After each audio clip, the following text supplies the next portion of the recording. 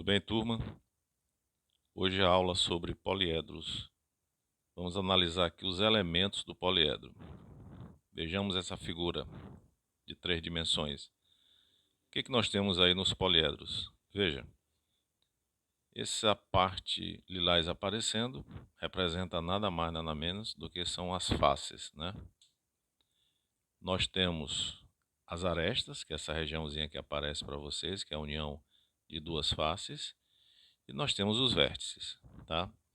Se você contar a quantidade de vértices que nós temos nesse polígono aí, nós teremos 12 vértices.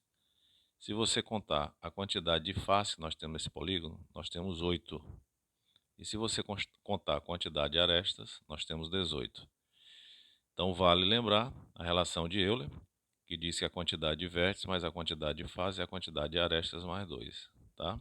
Substituindo, 12 mais 8 é igual a 18 mais 2, 20 é igual a 20. A relação de Euler está provada. Tudo bem? Vamos aplicar aqui numa questão.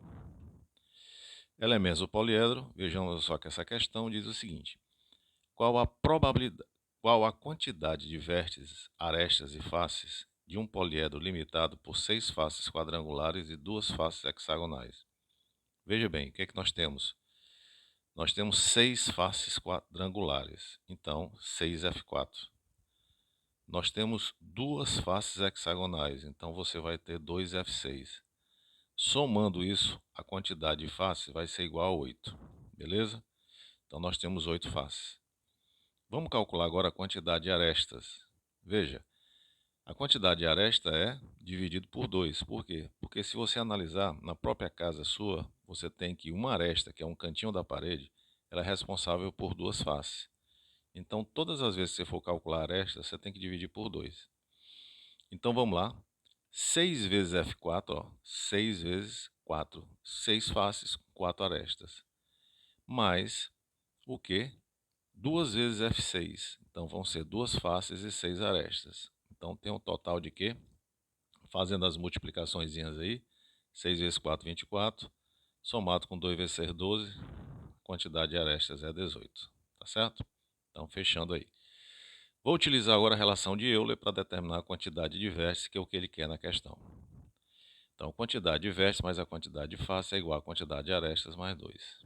Resultado, vértice mais 8 vai ser igual a 18 mais 2.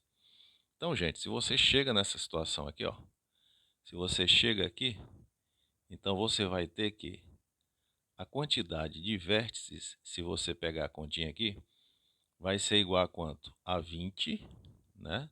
Menos 8, correto? Ó, o 8 ele vai para o segundo membro, correto? Então a quantidade de vértices vai ser igual a quanto?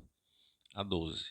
Então eu tenho um total de 12 vértices aqui como resposta dessa questão. Tudo bem? Então, mais uma questão envolvendo poliedro.